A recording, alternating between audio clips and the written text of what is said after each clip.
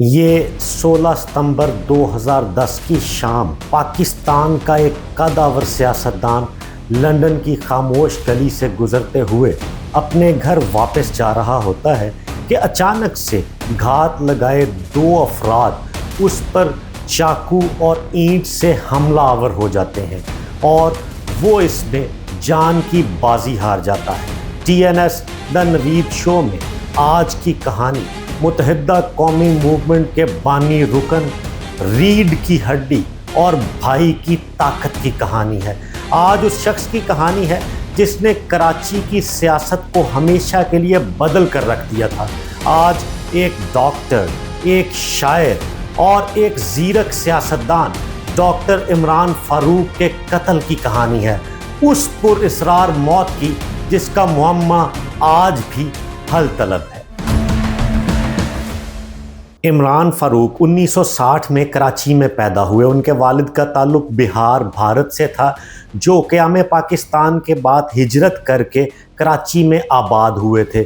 انہوں نے ابتدائی زندگی کراچی کے فیڈرل بی ایریا میں گزاری، جہاں پر مہاجر کمیونٹی ایک بڑی تعداد میں موجود تھی۔ عمران فاروق ایک ذہین طالب علم تھے، لیکن ایک حساس طبیعت آدمی تھے۔ طب کے شعبے میں دلچسپی کے ساتھ ساتھ وہ اردو شاعری میں بھی بہت زیادہ دلچسپی لیتے تھے اور ان کی شاعری میں قومیت، شناخت اور اس کے علاوہ مہاجر کمیونٹی کی ایک جھلک نظر آتی تھی۔ 80 کی دہائی کا کراچی سیاسی ہلچل کا مرکز تھا۔ عمران فاروق میڈیکل کالج میں زیر تعلیم تھے اور وہیں پہ انہوں نے آل پاکستان مہاجر اسٹوڈنٹ آرگنائزیشن یعنی APMSO کو جوائن کیا، جس کی بنیاد 1978 میں رکھ دی گئی تھی، اور APMSO کے پلیٹ فارم سے ہی عمران فاروق کی ملاقات الطاف حسین اور عظیم احمد طارق کے ساتھ ہوئی۔ یہ سب لوگ ایک ہی سوچ کے حامل تھے اور مہاجر حقوق کی بات کرتے تھے۔ وہ ان کے تحفظ کے لیے نعرے لکھتے، پمفلٹ لکھتے اور بہت سے کتابچوں پر بیک وقت کام کر رہے ہوتے، اور ان کے کئی نعرے اسی پلیٹ فارم سے مہاجر کمیونٹی کے دلوں میں گھر کر رہے تھے، جیسے مہاجر قومیت ایک نظریہ، قوم اور قومیت کا فرق۔ ایسے نعروں نے نوجوانوں کے دلوں میں گھر کرنا شروع کر دیا تھا، اور ان نعروں کا زیادہ تر حصہ عمران فاروق کی تخلیق تھا۔ 1984 میں APMSO کو باقاعدہ طور پر ایک سیاسی جماعت بنانے کا فیصلہ کر لیا گیا، اور پھر 1986 میں مہاجر قومی موومنٹ کے ساتھ باقاعدہ اور باضابطہ طور پر اس سیاسی جماعت کو رجسٹر کرا دیا گیا، جو بعد میں متحدہ قومی موومنٹ کے نام سے بن چکی تھی۔ اس وقت کی مہاجر قومی موومنٹ کے بانی اراکین میں عمران فاروق شامل تھے، اور اس سیاسی جماعت کے پودے کو درخت بنانے کے لیے دن رات اس کی خدمت کیا کرتے تھے۔ وہ ہر وقت اس مشن پر کام کیا کرتے تھے کہ کس طرح سے مہاجر کمیونٹی کے حقوق کا تحفظ ممکن بنایا جائے۔ MQM کا نظریہ نوجوانوں، بزرگوں اور بوڑھوں بالخصوص مہاجر کمیونٹی نے ہاتھوں ہاتھ خریدا، اور 1988 کے الیکشن میں MQM نے اچھی خاصی نشستیں حاصل کی۔ بالخصوص کراچی اور حیدرآباد میں زیادہ تر سیٹیں MQM کو ملی۔ ڈاکٹر عمران فاروق بھی کراچی کے فیڈرل بی ایریا سے قومی اسمبلی کی نشست پر کامیاب ہوئے، اور یہی سیٹ انہوں نے 1990 میں دوبارہ جیتی تھی۔ 1988 کے انتخابات کی کامیابی کے بعد جب MQM پہلی مرتبہ قومی اور صوبائی اسمبلی میں داخل ہوئی، تو ڈاکٹر عمران فاروق اپنی جماعت کے پارلیمانی رہنما بنائے گئے، اور جب بھی وہ قومی اسمبلی میں تقریر کرتے تو اس کا آغاز شعر و شاعری سے کیا کرتے تھے، جو انتہائی ریلیونٹ اور میننگ فل ہوتی تھی۔ جب MQM نے پیپلز پارٹی کے ساتھ اپنے اتحاد سے علیحدگی کا اعلان کیا، تو انہوں نے قومی اسمبلی میں اپنی تقریر کا آغاز شعر سے کیا تھا، جو آج بھی کراچی کے رہنے والے کئی بزرگوں کو یاد ہوگا۔ عمران فاروق نے اس وقت کی حکومت سے علیحدگی اختیار کرتے ہوئے بات کا آغاز کچھ ایسے کیا تھا: کبھی اشک آنکھ سے ڈھل گئے، کبھی آہ لب سے نکل گئی، یہ تمہارے غم کے چراغ ہیں، کبھی بجھ گئے کبھی جل گئے۔ عمران فاروق پارٹی کے سخت گیر رہنماؤں میں شمار ہوتے تھے، لیکن اس بات سے کوئی انکار نہیں کر سکتا کہ وہ سب سے آسانی کے ساتھ رابطے میں آ جایا کرتے تھے اور پارٹی کو سب سے زیادہ وقت دیا کرتے تھے۔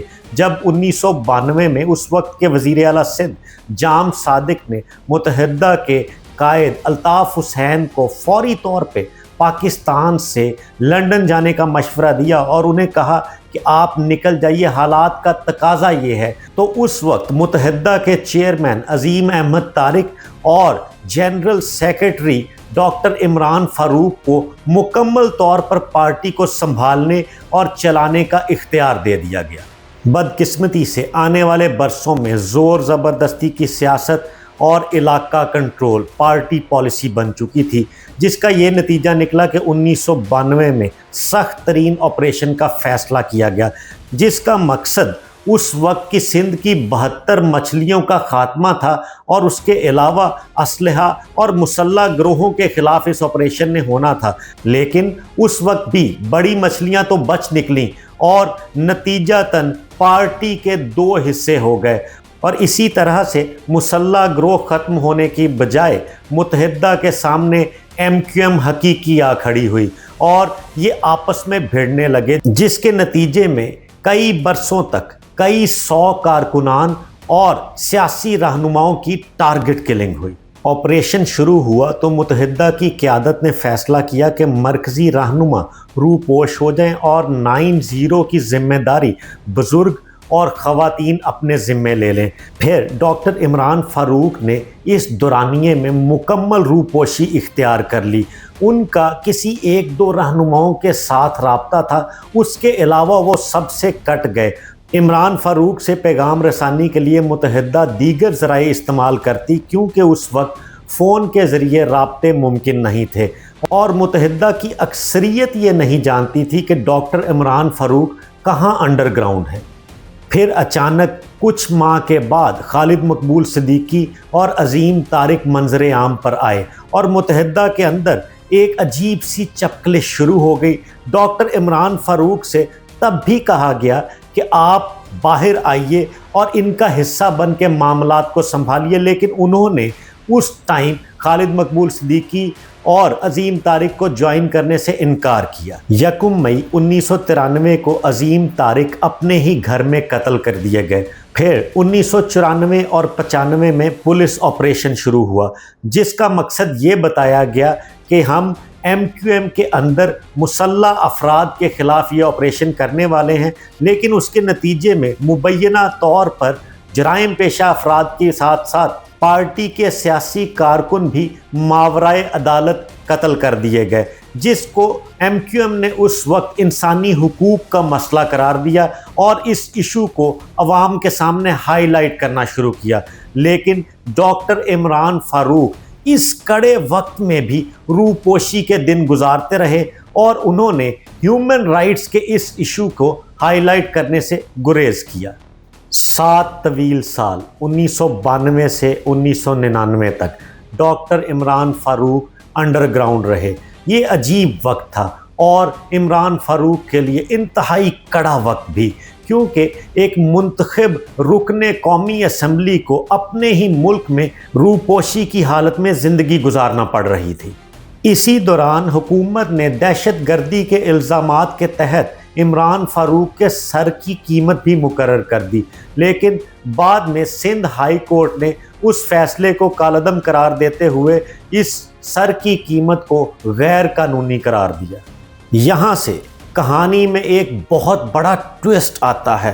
سپٹمبر 1999 ایک شخص جس کے پاسپورٹ پر کسی اور کا نام درج ہے، وہ لندن کے ہیتھرو ایئرپورٹ پر لینڈ کرتا ہے۔ لندن پولیس اور امیگریشن حکام کو اس بات کا پہلے سے علم ہوتا ہے کہ وہ شخص یہاں پر کسی دوسرے نام کے ساتھ داخل ہو رہا ہے اور اس کو پولیٹیکل اسائلم یا سیاسی پناہ لینی ہے۔ اس کے چند ساتھی اور وکلا بھی آلریڈی ہیتھرو ایئرپورٹ پر موجود ہوتے ہیں۔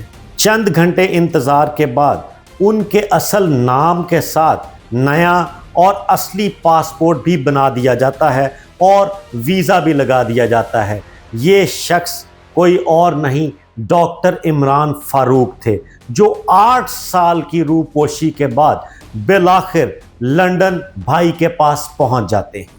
متحدہ لندن کے 90 پہنچنے پر ڈاکٹر عمران فاروق کا قائد تحریک اور دیگر رہنماؤں نے پوری گرم جوشی کے ساتھ استقبال کیا۔ ڈاکٹر عمران فاروق ایک دفعہ پھر سے متحرک ہو چکے تھے اور انہیں پارٹی کا کنوینر بنا دیا گیا تھا، لیکن جن لوگوں نے ان کے ساتھ کام کیا ان کا یہ کہنا تھا کہ یہ وہ ڈاکٹر عمران فاروق نہیں تھے، اب وہ تھوڑے سست ہو چکے تھے۔ 1982 والی کاوشیں نظر نہیں آ رہی تھی، لیکن ڈاکٹر عمران فاروق کنوینر بننے کے بعد بھی سخت ترین فیصلے کیا کرتے تھے۔ پھر 2004 کے بعد معاملات میں کچھ اختلافات پیدا ہونے شروع ہو گئے۔ 2007 کے 12 مئی کو کون بھول سکتا ہے، MQM نے جس طرح سے مشرف کے پلان کے مطابق کھیلا، اس میں بہت بڑی غلطی ہوئی جس نے MQM کو دوبارہ سے 90 کی دہائی میں لے جا کر کھڑا کر دیا۔ اور پھر اس کے بعد 2008 میں جیسے ہی پیپلز پارٹی کی حکومت آئی اور آصف علی زرداری صدر پاکستان بنے، تو کراچی میں وزیر داخلہ سندھ نے ایک نئے آپریشن کا آغاز کر دیا، اور وہ آپریشن MQM کے خلاف تھا۔ 12 مئی 2007 سے وہ وقت شروع ہو چکا تھا جب پارٹی ڈاکٹر عمران فاروق کے ہاتھوں سے نکل چکی تھی۔ نوجوانوں کو نوکریاں دلوانے سے شروع ہونے والا یہ سیاسی سفر بالآخر تشدد اور مقدمات کی نظر ہو رہا تھا۔ 16 ستمبر 2010 کی شام بظاہر ہر روز جیسی ایک شام تھی۔ Doctor Imran Farooq ایجویڈ tube station سے اپنے گھر کی طرف روانہ ہوئے۔ راستے میں گھات لگائے 2 افراد نے ان پر چاقو اور اینٹ کے ساتھ حملہ کر دیا۔ پوسٹ مارٹم رپورٹ کے مطابق وہ چھریوں کے متعدد وار سے ہلاک کیے گئے، اور جائے وقوع سے 5.5 انچ کی ایک چھری اور اس کے علاوہ ایک خون آلود اینٹ بھی برآمد ہوئی۔